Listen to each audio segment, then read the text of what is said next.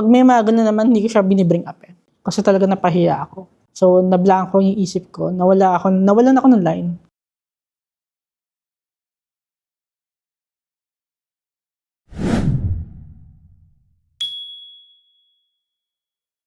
Okay na.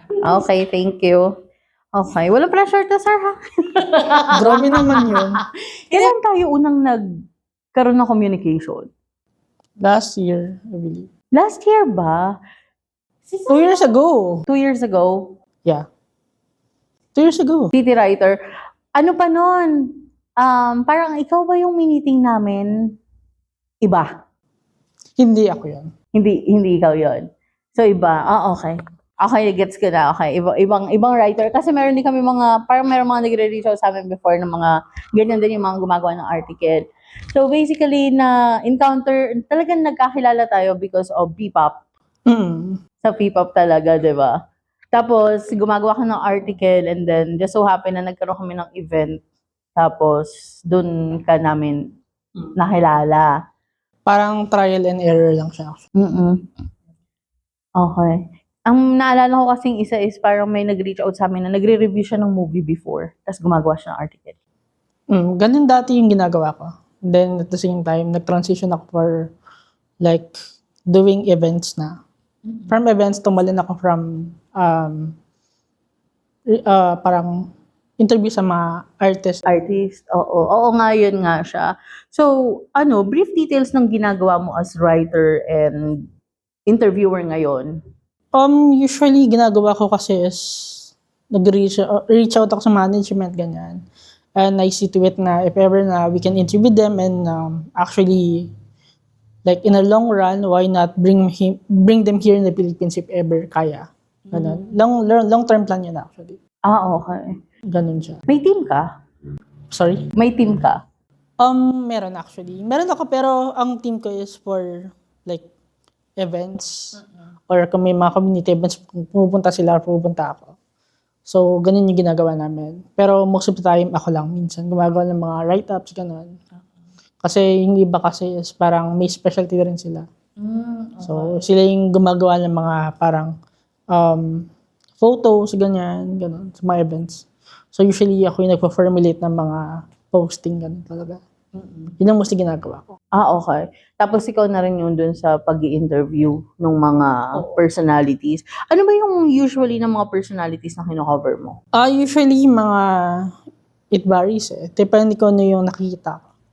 So, sometimes mga independent artists, mga artists na like, mga mabababa pa lang yung followers nila pero nag-uumpisa pa talaga sila sa wala.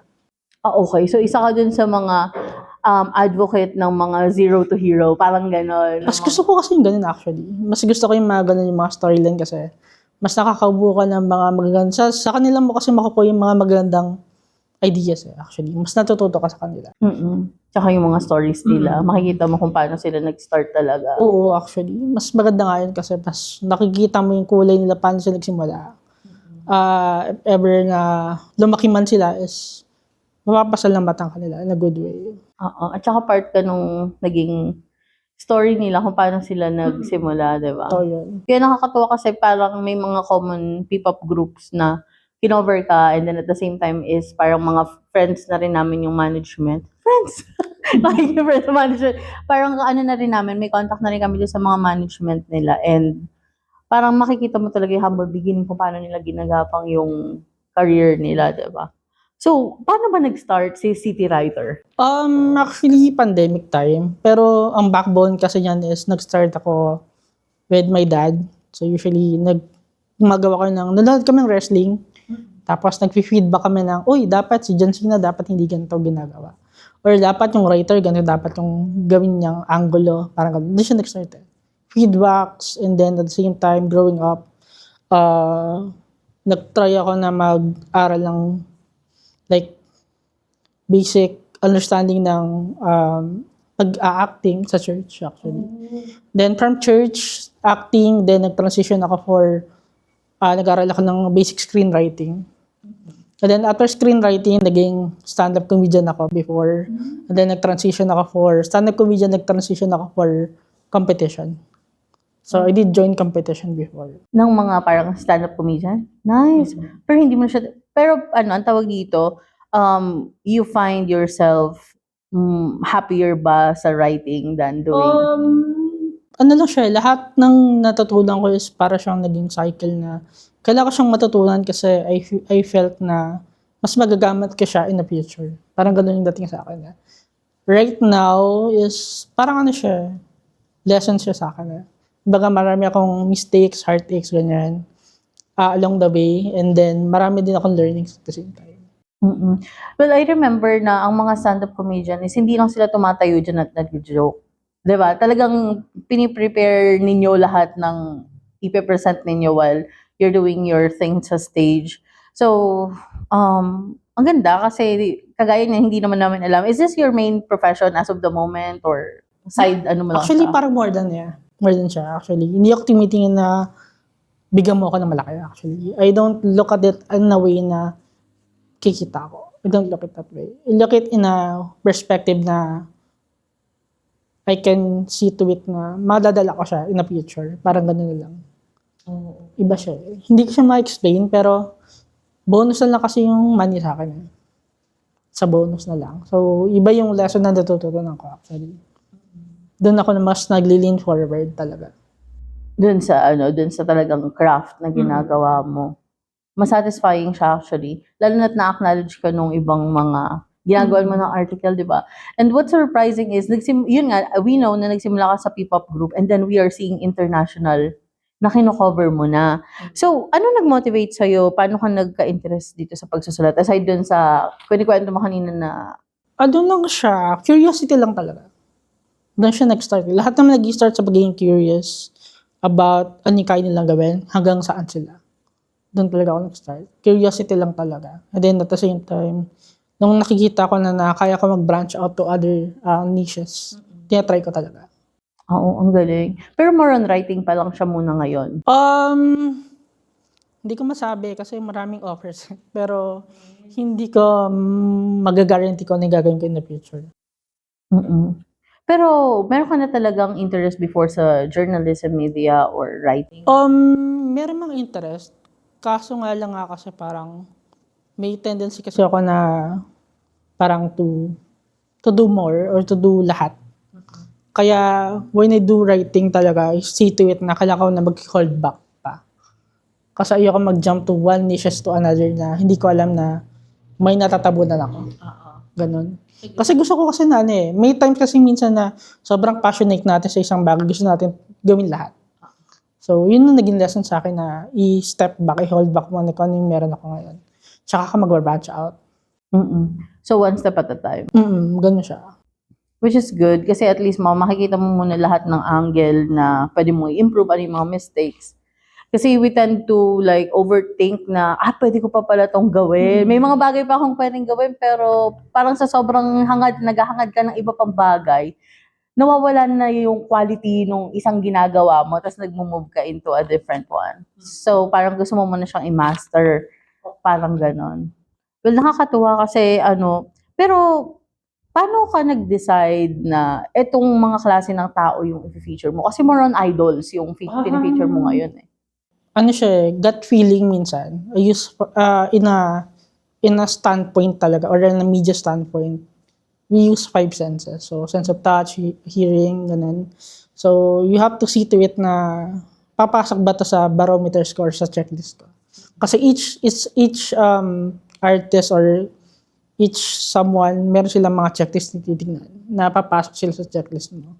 Or I do have my own barometers. Parang ganun Iba't iba sila ng iba't iba sila ng mga guidelines Parang katulad din sa inyo, may guidelines din kayo. So, meron din ako ganun. So, kailangan nag-fit siya. And then, at the same time, mas maganda kasi yung parang natural siya nag-fit na lang. Yun yung madalas na kinukuha ko. Sa bagay, kasi yung parang pinipicture perfect mo lahat, di ba?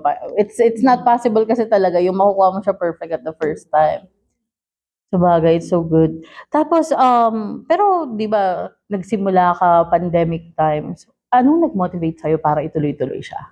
Ano siya lumalago kasi siya. Hindi ko siya pinapansin na, dami ko na palang, dumadami na pala sila. parang na-realize ko na lang na pwede pala siyang pero pwede ba siyang lumago?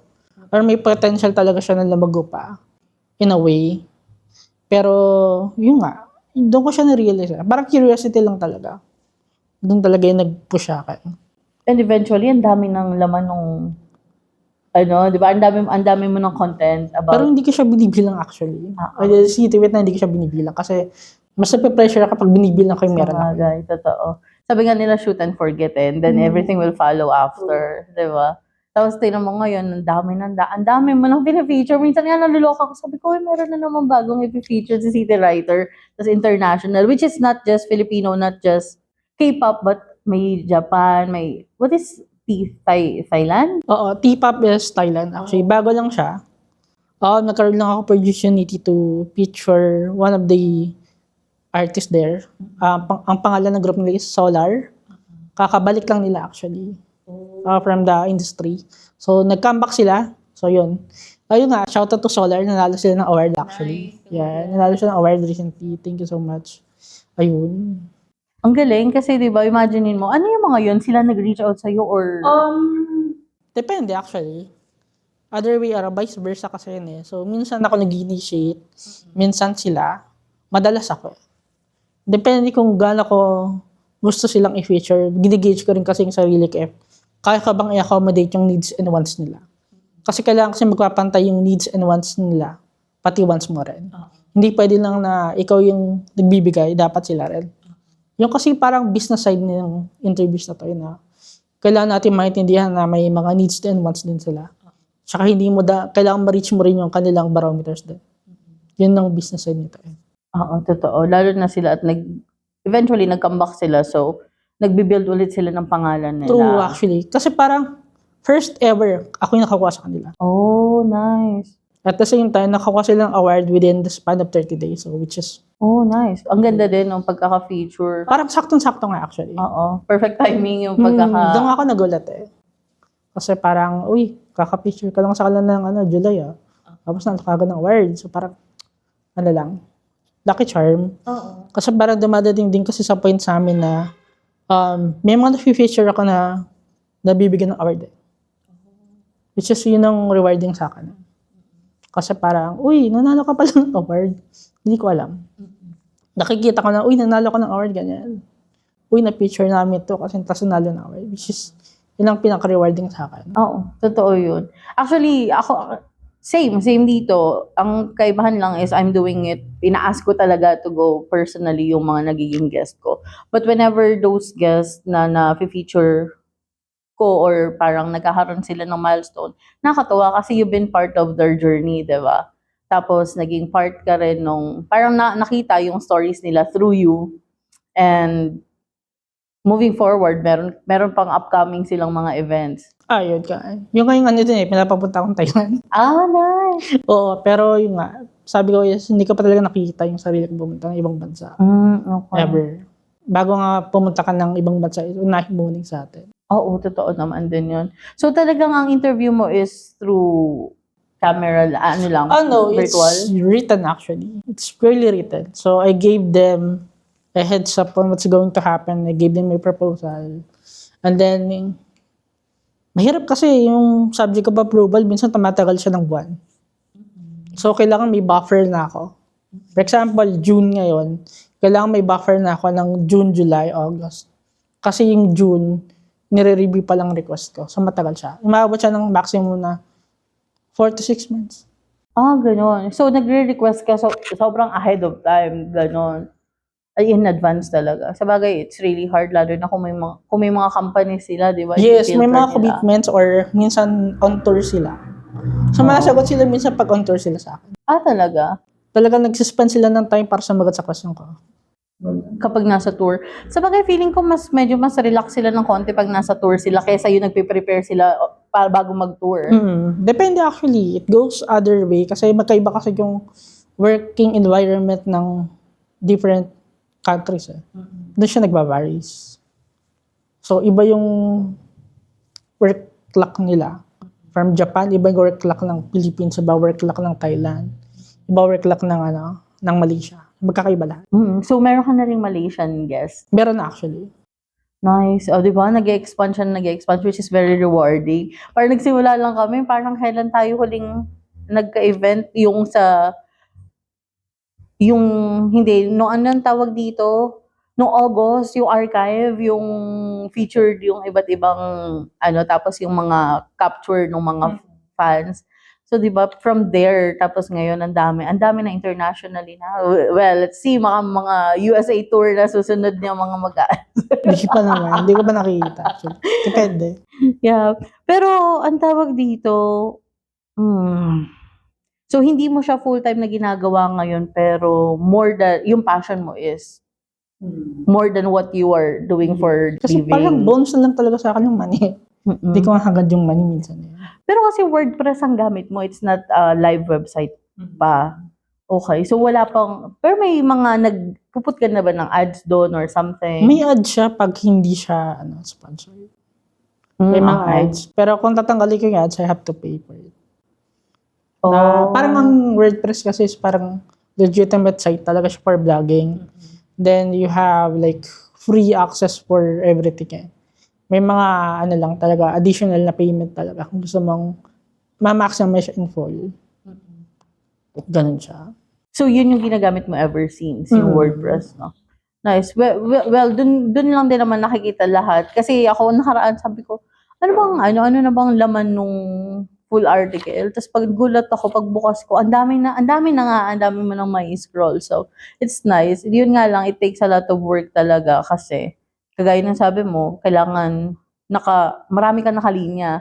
Para kung sino unang mag-respond at mag-agree. Yun nga actually ginagawa ko. Or minsan, sinusort ko siya by team. May team per month or may something na parang ginagawa kong every week na paiba-iba. Iniiba ko yung scheduling nila actually. Ako yung nag-a-adjust. Bisa sila. So if ever na sila yung nauna, sige. May mga guest kasi ako minsan na binigyan ko na ng questions ng June, magre-reply ng August pa. So ang tagal. So ganun nangyayari. So minsan, may sagot na sila, halfway na sila. Tapos, ang nangyari is, may tour sila ngayon. Nahihinto. So, kailangan nilang balikan nila, kaya tumatagal. Okay, hindi nila nabibigay sa isang sendan lang. Oo, talagang hindi nakikita. Kailangan mo maghintay talaga. Pero so far, ano yung parang pinaka-milestone ni City Writer? Milestone? Siguro nga, pag may nanalo ng awards, or may napapansin, ganyan, ng mga other big bodies, in their own country. Yun ang for me ang pinaka-rewarding sa akin, milestone for me. Kasi naging instrument ka rin nila para makilala sila. Kasi parang marami kasing pumunta sa website na gumagawa talaga ng account. Tapos sinasabi, thank you kasi na-feature mo si ganito, ganyan. Oh, nice. Nag-extra effort talaga sila. Oo, kasi may comment section yung... Oo, yung mga fans gumagawa ng mga subscription account. Kasi pag gumagawa ka kasi doon, pwede kang gumawa ng website mismo or mismo account lang. Para yung ginagawa ka, pwede kang mag-comment doon. Oo. Which is nagiging interacting din kasi sometimes doon sa comments din tayo nakakakuha ng motivation at saka ng drive minsan. Lalo na kapag gano'n, magagandang bagay naman yung nakikita. Pero ano yung mga naging challenges and lessons mo? Challenges sa akin siguro yung pag-maximize ng potential na meron ka. Kasi parang per me, limited pa lang kasi meron kami. So, kami sa point na as we grow along, kailangan din yung skill set namin na lumalaban din doon. So, lumalapat din dapat siya. So, ang ginagawa ko ngayon is, pag may mga, parang mga film festivals, pupunta ako, nanonood ako para ma-expand yung knowledge ko about screenwriting or I talk to professionals as well para makagyan ng insights. Ganun ginagawa ko para mapunan yung pangangailangan ko rin. So, kailangan mo rin kasi punan yung pangangailangan mo pag nagkukulang ka. Kasi kailangan mo rin kasi mag-self-assess na mga kailangan mo improve. So, yun ang kailangan din natin gawin. Ayun. Oo, nice. Kasi yun nga, as you go along, kailangan makita mo kung ano ba yung mali. Di ba, meron nga yung parang checklist kapag natapos yung isang bagay. Ano ba yung ginawa mo maayos, kung ano yung hindi, kung ano yung dapat mo i-improve. Kasi minsan may mali pa nga ako. Minsan mga spelling, nagkakamali ako minsan. Pag-publish ko, tapos may nagkakomment, mali spelling mo. O may mga ganun ako minsan time Kasi aligaga ako pag may ginagawa akong article na ganito. Dalawa siyang article. Yung isang article na gawa ko na publish, ito ginagawa ko, in-edit ko pa lang. Nagkamali ako dito. Babalikan ko ito. Pero madali lang siya edit, pero nakakaya din pag... Kapag may nakapansin. Oo, ay mali ka spelling, ganyan. Nakakaya din. Oo. Pero yun nga, ang tawag dito, it's a human error at least, di ba? It's a human error. Alam naman nila na tao yun nagsusulat. Hindi lang siya basta chinat GPT na ika-copy and paste. So, that's okay. Pero, ang tawag dito, yung mga ganyong error, minor, lalo ng mga Pilipino, no, nakahalata nila yung mga ganong kapeti na bagay, yung mga spelling. Pero nagigets ko rin naman kasi in a standpoint, they want to be as professional as possible. And also, article siya. 'Di ba? So it's a total different ng ng ang tawag dito ng kagaya nito na live interviews ganon. So yun yung kumbaga parang masterpiece nung ginagawa mo. So you should be very careful about it.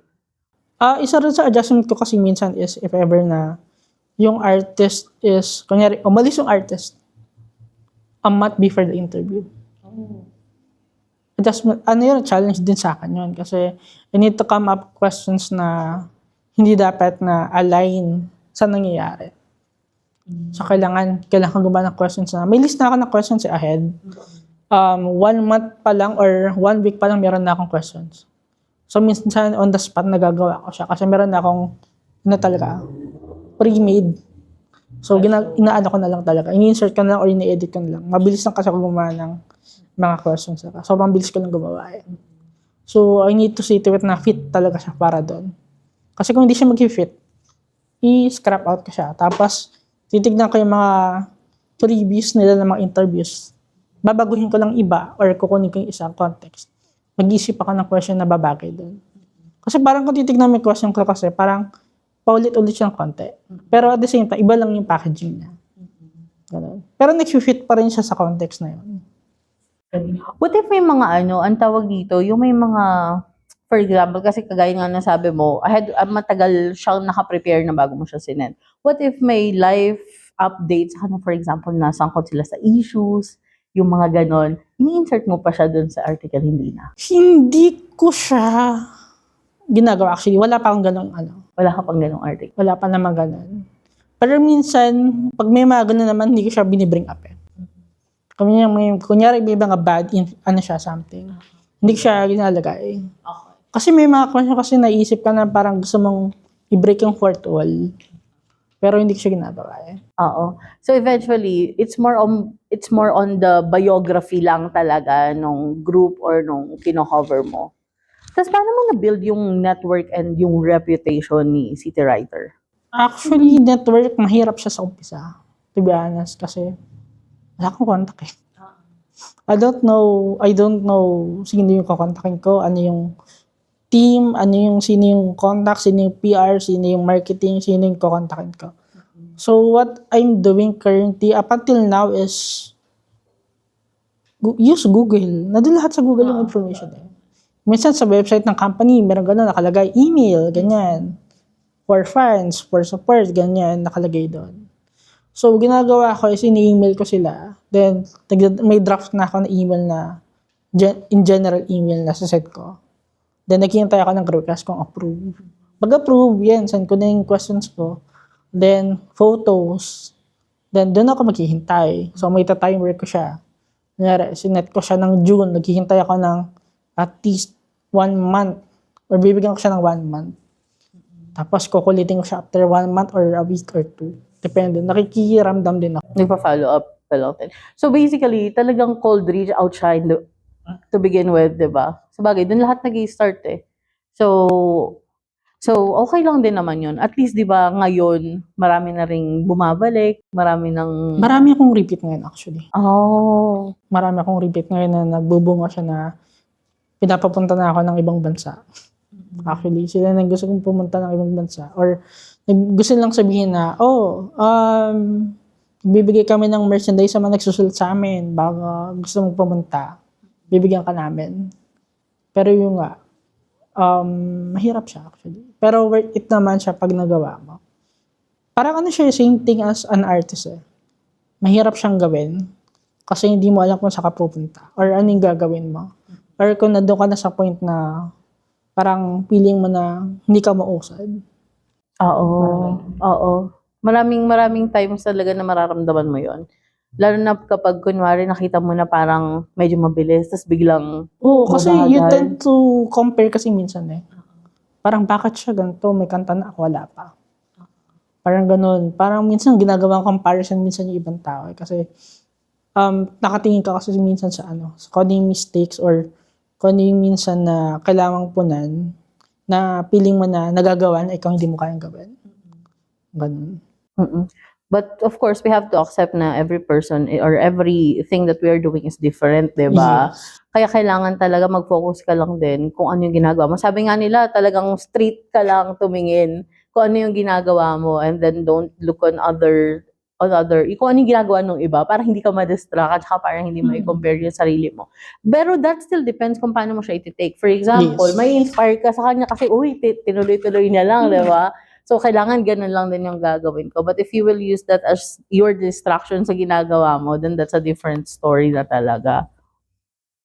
Pero, ano yung nakaka-excite na mga bagay na nag-motivate sa'yo para magtuloy-tuloy sa ginagawa mo? Siguro yung mga bagay na sinishare ng mga artist na hindi ko rin alam.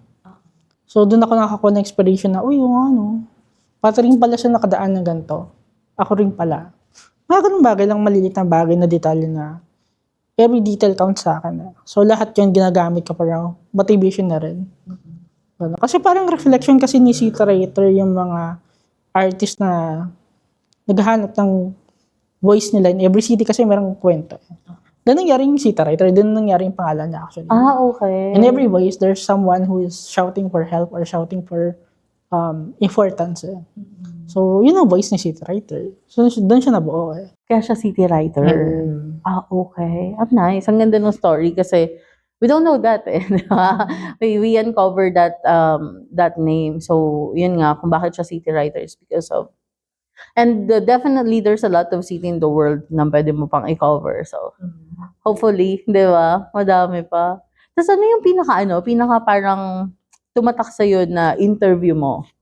Siguro yung parating sa akin si Yokis kasi DIY siya eh. So, nagka-cover siya, gumagawa siya ng YouTube channel. Parang same as mga independent. As in, talagang from scratch. Doon siya. Inakit na lahat. Hanggang sa ngayon, isa siyang magaling na singer ngayon. So, ayun yung magandang story kasi. Isang story siya ng parang reflectable din sa atin na naghahanap tayo ng stardom na want natin na hindi siya within a snap eh. Nag-start siya sa wala. Nag-start siya sa, may video nga siyang pinost doon sa Instagram niya na umiyak siya kasi hala may fans na ako. Nag-comment sa YouTube ko. Or may nakakilala na pala sa akin. Ganun. Oo, di ba super nice ng mga ganong story? Kasi nakaka-relate ka rin na from the beginning wala then. As in, walang-wala siya. As in, wala. Talagang kakover siya, walang views. Kakover siya ng kanta. Ganun siya.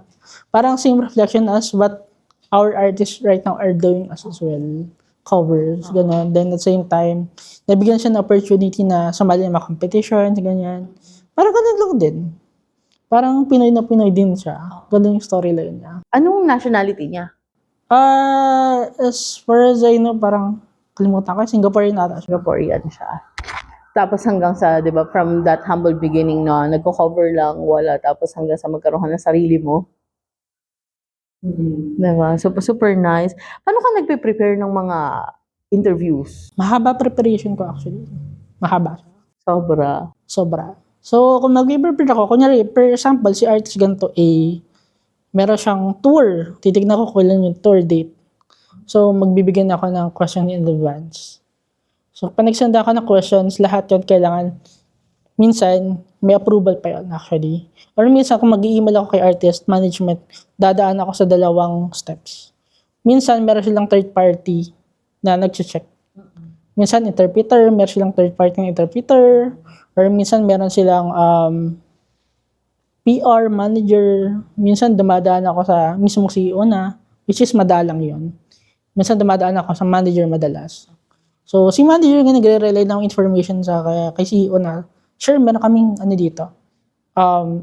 Gusto mag-interview. Pero the same time, nahanda ko na rin kasi sa sarili ko na mare-reject din ako. Ganun. Mahaba siya kasi kailangan mag-prepare ng mga question ko kasi umabot ng 1 to 15 questions. Mm. Especially, ang tawag dito, ikaw yung nagre-reach out pa sa kanila, 'di ba? So talagang dadaan dun sa iba't ibang phase ng Yes, may phases siya na kailangan pagdaanan at the same time. Yung matagal lang dun talaga yung maghihintay ka. Depende talaga sa artist if ano ba talaga yung weekly routine nila. Doon sila mag-fall eh. So, kailangan ikaw, mag-a-adjust ka. So, ako may buffer na ako. So, maghahanap na ako ng buffer online. So, sa Instagram kasi, marami kang makikita artist sa Instagram. There's a bunch of artists sa Instagram. So, kailangan ko kanya maghanap na mag-fit sa benchmark ko. Or kung hindi man mag-fit sa benchmark ko, comfortable ako. Yun ang isa sa akin na parang gusto ko makita rin. Kasi gusto ko makita yung mga independent din na gumagawa ng pangalan. Kasi may mga company kasi na hindi ko nga alam na may company pala sa Korea na may iba't ibang business. Which is, ako nalalaman ko, parang, talaga ba? Parang, may mga ganung may mga ganung company sa Korea na may mga other businesses na nag-step out, then nag-build sila ng entertainment na business. kasi doon din sila nag-rise din recently, 'di ba? Nakitaan talaga nila ng potential. True. Like for example, Malaysia. Sa Malaysia, ang blooming doon is J-pop idol groups. Sa Malaysia. Oh. Thailand din is nagbubukas na rin ng mga J-pop idol groups na rin. Oh, nice. So talagang pop is rising no? Oo. Not just in the Philippines. Iba-iba siya. So different countries, meron sila mga niches. Mm-mm. So iba-iba sila ng mga niches. So iba't iba siya pero parang minsan kasi parang same na lang din yung approach ng iba. So kailangan piliin talaga minsan kung ano yung talagang babagay sa'yo. Kasi for example, lang shinare nga sa akin na sa isang community ng sa Malaysia kasi minsan, merong 30 idols doon. So 30 yun, lahat yun, syempre, competitive. Oo. So, sino sa 30 na yun ang pinaka-fit para sa'yo? Parang gano'n din sa example ko na, kailangan kong mamili din out of the 30 kasi sino yung parang fit sa'yo. Kasi for example, kasi pag nakabili kasi sa 30 na yan, for sure, maano yan, kami rin, gusto rin namin interview, ganyan, mga ganun pa. Oo. Yung parang meron ibang magre-reach out na management kasi nabalitaan nila na kinover mo yung isa. Oo, may mga ganun. Oo. That happens talaga, lalo na kapag nakikita nila na maganda yung nagiging output mo and nagiging reaction ng audience dun sa kino-cover mo. Mas maganda yung feedback. Or minsan sila din naman nag-uusap di ba? Na yung mga management na, uy, kinover kami ni ganito, nag-reach out ba sila? Oo, kasi naging magkaibigan na yung mga yun. Oo. Ganun yan, nagbabalitaan na lang sila. Mm-mm. Competitive lang sila in a way, pero still they are friends kasi nasa isang industry sila. Kailangan din kasi nila connection din kasi ng isa't isa. That happens naman I think kahit saan, they are all friends at saka may communication unless talagang rival sila na hindi sila nagpapansinan. Ay, iba yun. Iba na yun. So, ganun ka mamili ng subject mo? Or nag-iiba ako actually. Paiba-iba ako. I see to it na hindi kami predictable na if ever, may times na gusto kong ganito yung team, gusto ko na ganito yung team, or minsan, pag feeling ko na medyo suffocating yung topic, medyo mabigat, nagdadadag ako. Or minsan yung mga past interviews na parang si artist na late ng answer. So, ina-add ko na lang siya as guest. Ganyan yung technique ko. Para lang mapunan yung gap na kailangan kabunin ng isang buwan. Kasi sa isang buwan, kasi sa akin tumatagal siya ng mga 1 month bago matapos. Isang team pa lang yun. Ganun siya katagal ginagawa. Kasi ang upload ko is every weekends. Every weekends ka nag-upload. Ano yun? Once a week lang siya? Or depende. Kasi minsan sa isang weekend, mag-upload ako ng 2-3. Then yung finale ko is yung pinaka-top artist of the month. Parang ganun. Depende ko na mangyari. Okay. Paano mo ginagawang creative yung mga approach mo sa interview? Siguro, questions talaga. Kasi kailangan maging creative sa questions na hindi pala naririnig sa iba. Oo. Ganon. Kaya nga parang sabi na, minsan nag-ask ako ng feedback na kamusta yung questions. Parang sabi na para kaming, parang we're pulling the curtains about our past. Parang ganun yung dating niya. Parang sobrang in-depth niya na di mo na mamalayan na kailangan pala namin mag-usap muna talaga ng masinsinan kasi sobrang ganun siya in-depth. Bago sagutin yung mga... Oo, yung parang unang nila, unang napapansin nila, sobrang in-depth niya na ayaw nila magkamali. Kaya they need more time. Oo.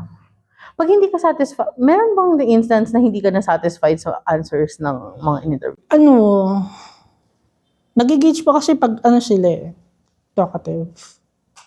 Nag-gauge mo kayo may PR training sila. Mag-gauge mo din Minsan nagdadagdag ako ng mga words. Or pag di ako satisfied, pinapaas ko yung manager na pwede ba? Kung pwedeng tulungan mo. Or di naman dumatitig sa ganun. Minsan, ako naman nag-edit Sa bagay, oo, totoo. Pero ikaw kasi yung makakakita or ikaw yung unang tao na makakaramdam kung yung sagot ba nila sa'yo is staged or natural. Oo, actually. Nag-gauge ko na siya. From a mile ahead, pag silip ka kaagad ng alam pala kung ano yung nangyayari. Kasi mas detailed, mas galing sa puso siya. For me. Pero may mga, kasi, ewan ko, for some reason, pag may mga PR writer talaga sila mismo na nagsusulat. Parang, tatranslate nila minsan sa artist, ganito. Sabi ni ganito, ito yung questions. Minsan, pinifilter din na yung sasabihin ng artist minsan. Sa bagay, bago nila isan sa'yo pabalik. Ganun sila. Parang business side, ayaw din nila kasi na makita yung, syempre, maging sila. Wild minsan sa mga sagot. Saka para makita na magmukhang intelligent or smart yung answer nung Pero so far, sa lahat ng guest ko, professional yung sagot nila lahat Sobrang professional. Minsan nga sobrang haba. When I was interviewing Solar, umabot siya ng ang haba kasi 12 members sila. Oo, ang dami. So, ang dami nun. So, 12 members, hinati-hati nila sa 3-2 sumasagot sa kada questions. Ang question ko nasa 15. Ang haba. Or 12, 14, ang haba nun. So, ganun. So, ang hirap nang i-edit kasi ang dami. Oo. Tapos, syempre, alam mo naman ang tao ngayon yung patient span ng tao when it comes to reading. Sometimes, di ba parang, do you consider that na may mga tao na hindi magbabasa ng ganito kahaba or... Hindi rin actually. I see to it na, I edit it na readable pa rin siya kahit mahaba. Maganda siyang basahin. Which is yun ang challenging Paano mo siya ma-edit na maganda siyang basahin kahit sobrang haba na. Ganun. Kailangan mag-engaging siya. At the same time, tumutulong din minsan yung management. Nag-share din sila. Ganun. Yun ang tulong nila sa'yo actually. Ganun. Pero so far, binabasa naman nila ng buhay. Yung mga article hanggang dulo. Kasi syempre artist nila parang idol na yun. So, they are actually enticed na, ano kayang pwede ko malaman na secret ni ganito. Ganun. Nice. Pero ano pang mga future plans mo or mga projects ni City Writer? Abangan nyo na lang. Abangan nyo, kasi parang hirap magsabi kasi baka, marami akong project kasi.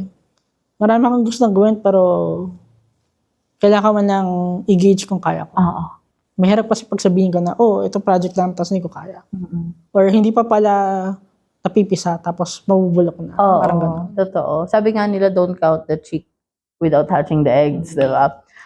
Totoo naman yun. So, sa mga kagaya mo na mga gustong mag-start ng writing, anong mga ma-advise mo sa kanila? Sa akin, kahit hindi writing kahit you're an artist or you're someone, siguro lang, huwag kang matakot mag-experiment. Ayun.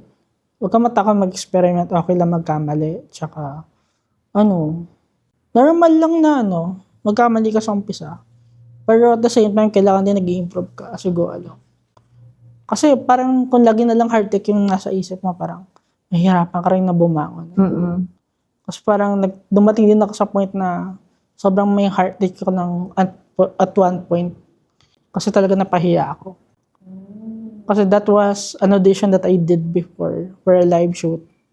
So, nablanko yung isip ko. Nawalan ako ng line sa stage. So, nablanko ako. Tapos, after a few days, nakita ko yung palabas. Doon ako sa TV. Parang they came up with a PR stunt na ito, dahil sa pressure, nawala ng Na mental block. Oo. Parang ako rin, parang nanliit din ako sa sarili ko. Kasi, parang ako napahiya. Ganun. Pero live on TV. Na TV siya. So, parang yun ang ko doon. Yun yung parang naging turning point na, hindi pwedeng ganito. Ganyan. Then, afterwards, sumali ako ng competition. It's a leg, actually. So, 12 legs yun. So, sino yung maraming points na makaabot sa finals. Pero gratefully, nanalo ko na isang leg. Kahit isang leg lang yung pinanalo ko, isang leg. So, I won 3rd place. After nun, umalis na ako. Binenta ko na yung lahat ng mga gamit ko for stand-up comedy nun. Kasi, feeling ko naging parang revenge story ko na lang siya. At least, parang nabangon ko pa rin yung sarili ko. At least at that last moment, diba? Nagkaroon ka ng winning piece. Oo, yun ang feeling ko. So, yun, after nun, tumalon ako ng writing. Okay. So, parang okay lang naman talaga magkamali in everything na sinisimulan mo. Just do it. Continue lang, tuloy-tuloy lang. So yun, since marami ka pang hindi pwedeng i-block sa amin, i-invite mo na lang yung ating mga watchers kung ano yung mga social media accounts mo na pwede kanilang sundan. Kahit pag na actually. Actually kahit wag na. Kasi parang tingin ko kasi, for me mas gusto ko kasi na natural na nakikita ng tao yung ginagawa. Mahirap kasi na, parang for me mahirap na pina-force sila na i-follow nyo to, ganito. Yeah. Kasi kailangan, for me for something artistically, I want people to see something na, natural. Organic. Oo. Yun ang gusto ko. But our guest here is the man behind City Writer. So you can definitely see his social media. Makikita ninyo siya lalo na kung mga supporters kayo. Marami siyang articles na ginagawa and we're so happy kasi ang tagal na rin naming nag-uusap without seeing each other. Pumunta ka ng event namin ng archive, di ba? Na hindi kami nagmi-meet. Ngayon lang yung first time namin siya na-meet and nakausap. And I'm so happy kasi pinaunlakan niya tayo kasi kagaya niyan, ayaw niya naman talaga nang masyadong napopromote siya but still, nandito si Sir Henry. And thank you so much for being here, sir. And sana sa mga susunod pa ulit, makasama ka pa namin sa mga ibang event. Sure po. Yeah, so that's it. Thank you so much, guys. Bye-bye.